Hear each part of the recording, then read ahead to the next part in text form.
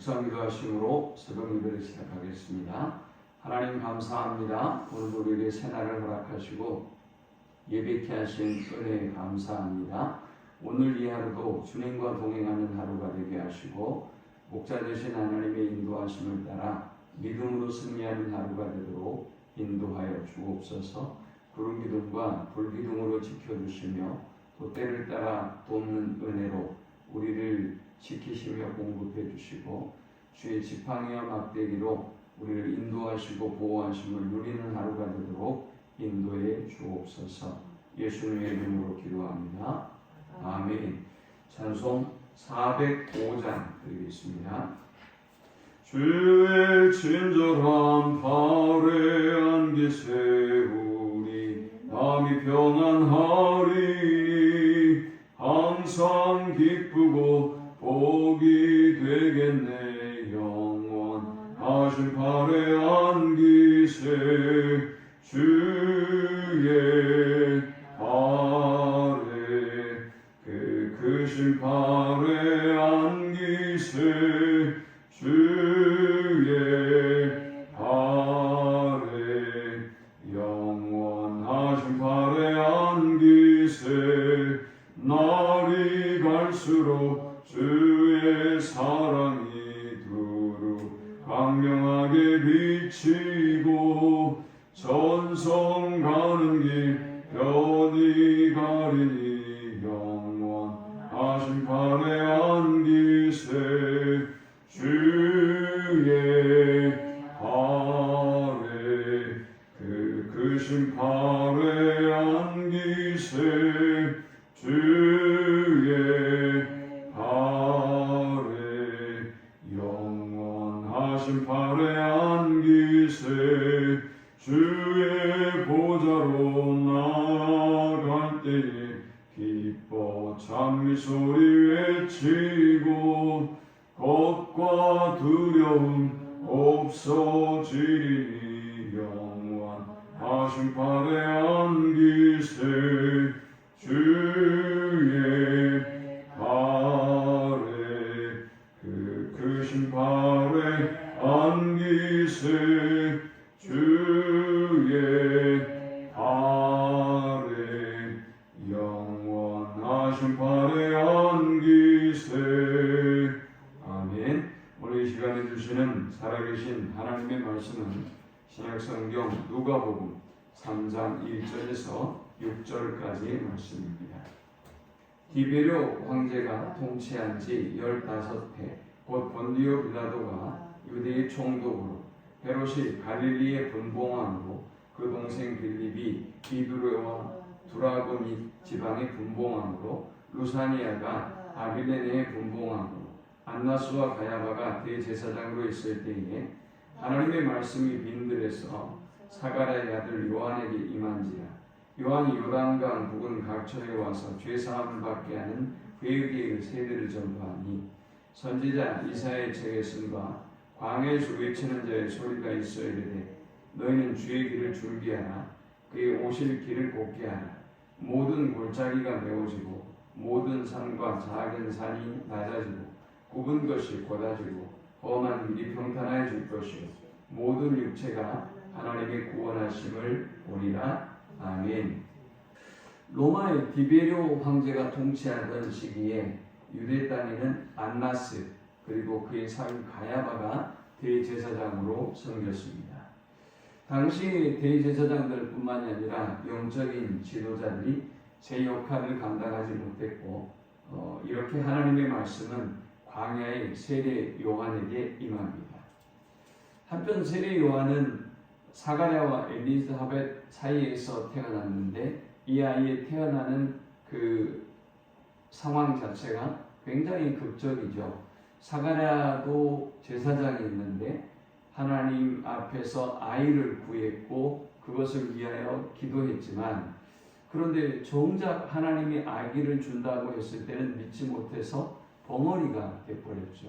그리고 이 아이가 태어나고 이 아이의 이름을 하나님의 말씀을 그대로 믿고 세례 요한이라고 정하면서 그 이름이 불려집니다.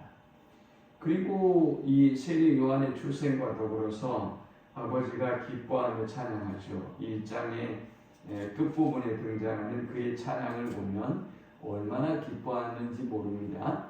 그리고 그의 찬양에 보면 그의 아들의 정체성을 분명히 담아 찬양하고 있어요.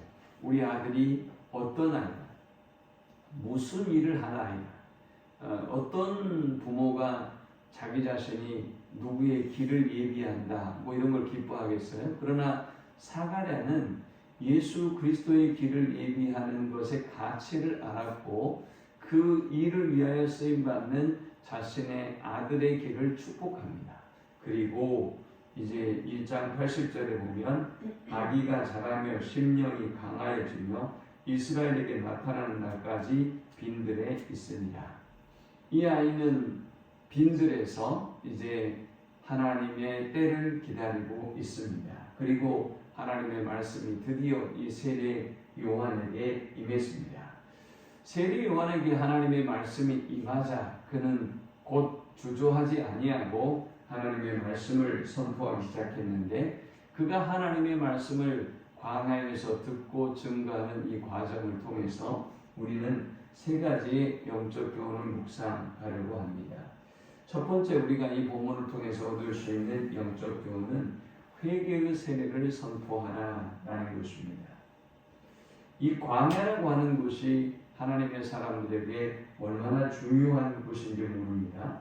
많은 사람들이 이 광야에서 하나님을 만나고 하나님의 말씀을 듣고 그리고 하나님의 부르심을 입었기 때문입니다. 모세가 그러했죠. 그리고 출애굽의 여정 속에서도 하나님의 백성들이 십계명을 받습니다. 또 예수님의 사역도 광야에서 시작이 되었고 구약의 많은 선지자들도 이 광야에서 하나님의 음성을 듣습니다. 자, 이것이 우리에게 무슨 의미를 가지는 것일까요? 우리의 신앙생활에 있어서 우리의 믿음의 지체들, 동역자들이 얼마나 귀하고 좋은지 몰라요. 그리고 당연히 우리는 복음을 전하고 영혼을 구원하는 일에 힘써야 하죠. 그러나 믿음이라고 하는 것은 하나님과 나와의 관계임을 잊지 말아야 돼요. 그래서 우리는 늘 광야에서 나와 하나님과의 관계의 시간을 가져야 하는 것입니다. 나와 하나님과의 만남의 시간을 가져야 하는 것입니다. 그래서 예수님도 광야에서 그의 사역을 시작하고 이렇게 세례 요한도 주의 길을 예비하는 이 험난한 사역을 시작하면서 하나님과의 깊은 교제와 만남을 상징하는 광야에서 하나님의 말씀을 받고 시작합니다. 그가 하나님의 말씀을 받고 전파했던 그의 첫 번째 메시지는 바로 회개의 선포였습니다. 우리가 하나님을 만나고 하나님의 말씀을 듣고 가장 먼저 전해야 되는 것이 이 회개의 세례인 것입니다. 그러면 그가 전했던 회개의 세례는 무엇일까요? 3절에 보니까 요한이 요단강 부근 각처에 와서 죄사함을 받게 하는 회개의 세례를 전파하니 그랬는데 우리가 조금 잘못 보면 오해할 수도 있는 부분이 있어요. 죄사함을 받게 하는 회개의 세례라 그러니까 마치 세례 요한의 세례가 능력이 있는 것처럼 보여지지만 그런 의미는 아니죠. 이 회개의 세례를 통해서 하나님 앞에 회개하고 하나님을 만나고 그리고 예수 그리스도의 은혜로 구원을 얻는다는 말씀이에요. 그러므로 우리가 전할 복음은 바로 회개의 세례를 통해서 예수 그리스도의 은혜로 구원을 얻는다는 복음인 것이지요. 우리는 세례 요한이 증거했던 것처럼 그리고 예수께서 증거했던 것처럼 회개하라 천국이 가까이 왔느니라 라는 복음을 선포해야 하는 것입니다. 두 번째 우리가 이 본문을 통해서 얻을 수 있는 영적 교훈은 주의 길을 예비하라 라는 것입니다. 세례 요한의 정체성은 주의 길을 예비하는 것입니다.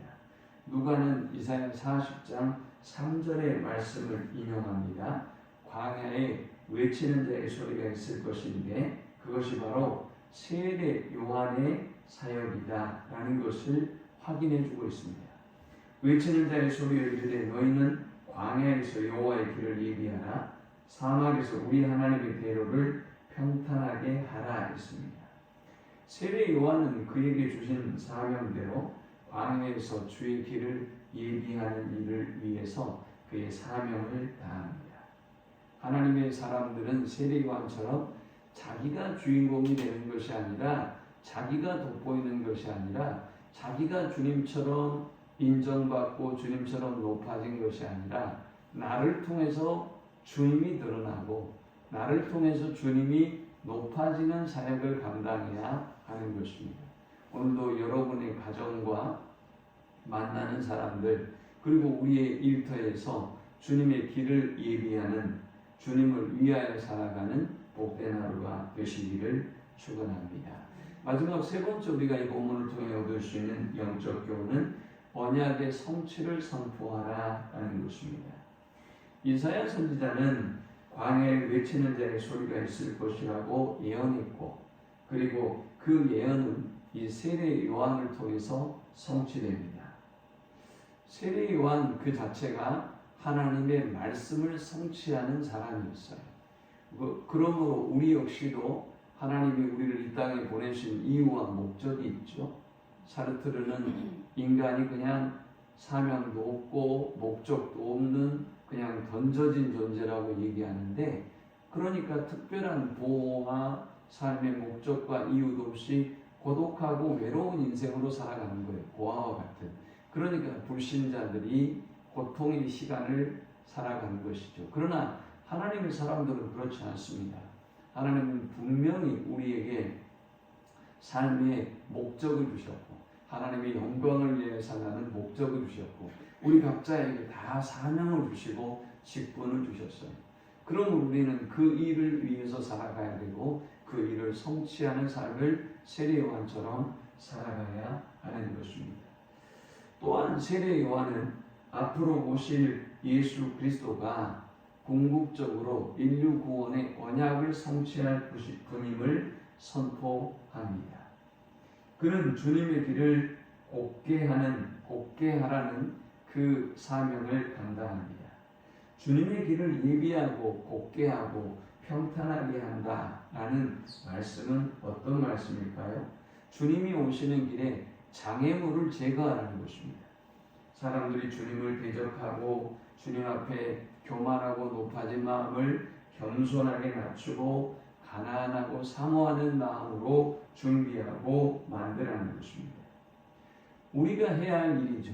우리가 해야 할 일이 바로 이 주님의 말씀이 선포되도록, 주님의 나라가 임하도록, 주님에 대하여 적대적인 마음을 가지고 있는 사람들에게 주님의 길을 예비하고 전하는 일이 우리의 사명인 것입니다. 그러므로 우리가 이 세례 요한을 보면서 깨달아야 되는 것은, 그렇구나, 나는 사명을 위해서 사명을 성취하는 삶을 내 스스로가 살아야 되고, 또 이 땅의 모든 구원을 궁극적으로 완성하시는 분이, 인류의 구원을 이루신 분이 예수 그리스도이기 때문에 나는 이분을 증거하는 삶을 살아야 된다. 이분을 높이는 삶을 살아야 된다. 사람들의 마음이 강팍하고 교만해져 있는 저들의 마음을 겸손하게 낮추고 곱게 하고 평탄케 해서 저들이 주님 만나게 해야 되겠다라는 사명을 가지고 살아가는 우리 모두가 될 수 있기를 축원합니다. 하나님 감사합니다. 귀한 말씀을 통해서 은혜 받고 깨닫습니다. 하나님 오늘 이 하루도 오직 주의 나라를 위해서, 주의 영광을 위해서 살게 하여 주옵소서. 주의 길을 예비하는 삶이 되게 하여 주옵소서. 언약을 성취하고 또 사명을 성취하는 하루가 되게 하시며, 인류 구원의 역사를 이루신 주님을 높이고 증거하는 하루가 되게 하여 주옵소서. 오늘도 우리가 만나는 사람들이 주님 앞에 나올 수 있도록 그들의 높아지고 교만한 마음을 곧게 하고 또 평지로 만들고 주님을 예비하는 삶이 되게 해 주옵소서. 예수님의 이름으로 기도합니다. 아멘. 지금은 우리 주 예수 그리스도의 크신 은혜와 성부 하나님의 극진한 사랑과 성령의 인도 보교통 충만케 하시니 주의 길을 예비하는 삶을 살기를 소망하는 모든 주의 백성들의 머리 위에 이제로부터 영원토록 함께 있을지어다. 아멘.